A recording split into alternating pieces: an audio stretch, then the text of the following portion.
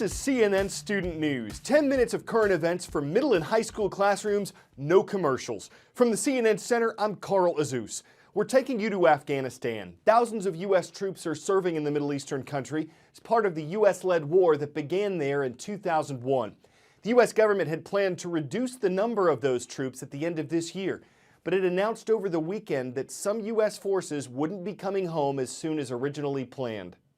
This will mean a delayed withdrawal of up to 1,000 U.S. troops, so that up to 10,800 troops, rather than 9,800, could remain in Afghanistan through the end of this year and for the first few months next year.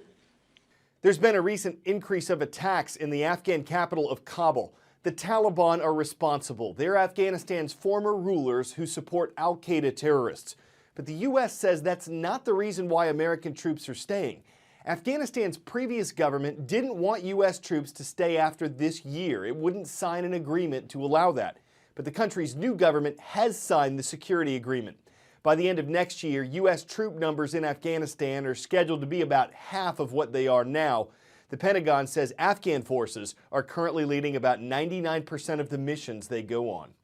The typhoon we told you about last week dragged across the Philippines yesterday. Hagupit means lash in Filipino, and that's exactly what it did to the Pacific Island nation. Hagupit did lose some power before making landfall. It came ashore at the strength of a Category 2 hurricane with wind speeds around 100 miles per hour. But the system moved slowly, and because of that, Hagupit's rain threatened severe flooding and landslides. At least 3 deaths have been blamed on this storm. More than 900,000 people were affected, most of them evacuating their homes. Still, it wasn't as devastating as the typhoon that hit last year. Haiyan killed 6,000 people and left hundreds of thousands homeless. Each day's transcript page at cnnstudentnews.com is the only place we look for roll call requests. Like the one that came in this weekend from Pinckneyville, Illinois. Hello to the Panthers of Pinckneyville Community High School. In East Greenwich, Rhode Island, the Ocean State, we've got the Jaguars on the roll from Our Lady of Mercy School. And in Owine, Iowa, say hi to the Huskies. They're watching from Owine Middle. We've covered stories involving the DEA, the FDA, the TSA. Today we're taking you inside the NCCIC. Lots of letters. It's the National Cybersecurity and Communications Integration Center. It's part of the Department of Homeland Security. Its job, keep hackers out of the infrastructure we depend on every single day. And its abilities are tested every single day. This is really the heart of our cybersecurity efforts here. So much of what you do is classified. How vulnerable is the United States to some sort of massive critical infrastructure event? We operate on the assumption that that kind of an event could happen at any time. We're seeing a constant stream of folks trying to breach our networks, our systems across the country, all the time, all day, 7 days a week. There is the potential there for adversaries to get into those control systems, those systems that really run machinery, whether it's gates on dams or parts of the electric grid across our sectors that could have physical consequences. Electricity and water and transportation, our financial services sector, most of those are actually owned by the private sector. They're not owned by the government. And the private sector has a responsibility, and we do everything we can to assist them. Do you think that the private sector is at the level it needs to be at, given the number of cyber attacks you see every single day? No, it's not, but it's getting better every day. Here we've got an amber, which tells us that there's some activity potentially with regard to the National Aeronautics and Space Administration. Some people have described this as significant as knowing about the hijackers pre-9/11. Is that the risk, the vulnerability that we're at right now? What we worried about in 9/11 was a failure to connect the dots. What we are trying to do here in the NKIC is to connect as many of these dots as we can. We are fighting this fight day in and day out on a collaborative basis with every intention to prevent that kind of catastrophic outcome. It was delayed a day, but NASA's latest space capsule, named Orion, did get off the ground. It launched Friday from Kennedy Space Center in Florida. Orion flew around the Earth 2 times in 4.5 hours, and it splashed down in the Pacific Ocean off the coast of northern Mexico, the mission a success. Orion's designed to carry as many as 6 astronauts, but there was no one aboard on the $370 million test flight. It was done to make sure the craft could get into space and back down to Earth before anyone actually travels on it. NASA's administrator called the flight Day 1 of the Mars era. It's hoped Orion will ultimately carry humans to the red planet and maybe an asteroid.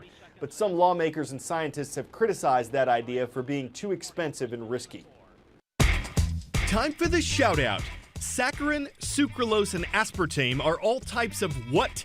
If you think you know it, shout it out. Are they gasoline additives, food preservatives, chemical salts, or artificial sweeteners? You've got 3 seconds. Go. They're all artificial and they're all sweet, hundreds of times sweeter than sugar. That's your answer and that's your shout out. So while they are not natural, artificial sweeteners are chemical compounds, they are sweet. They can be used in everything from gum to yogurt, cupcakes to diet sodas. And they have no calories in many cases, unlike actual sugar, which has about 16 calories in a teaspoon. But does that mean the artificial stuff is healthier and that it'll help you lose weight? Not necessarily. Let's talk about diet sodas. You see them everywhere, from people who look like they might be trying to lose weight to people who clearly just love the drinks. But are they actually living up to their diet name? What is exactly in diet soda? What does it do to our bodies? Does it actually help us lose weight? There are 5 different kinds of FDA-approved artificial sweeteners, and when you pick up a diet soda, the sweetener you're most likely to guzzle down is aspartame, which is composed of 2 amino acids, aspartic acid and phenylalanine. Got it? Now, one of the more popular rumors about the sweeteners in diet soda is that it can cause cancer.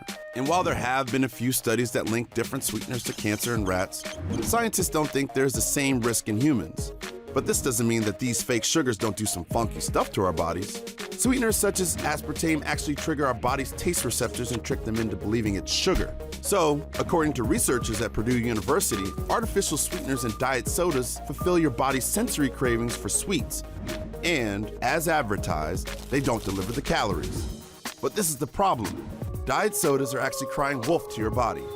When this happens, your body becomes confused about how to respond when it's expecting sugar and doesn't get it. This has real physiological effects, and your body doesn't release the hormone that regulates blood pressure and blood sugar. Also, these sweeteners weaken the reward center of the brain, which could actually lead to increased appetite and overindulgence on real sweets. So the study found that artificial sweeteners can actually lead to weight gains. Wait, that's not what I signed up for. Now, it's worth noting that the American Beverage Association has disputed the reports, calling it an opinion piece. In the meantime, it's probably best to enjoy your favorite soda, diet or not, in moderation.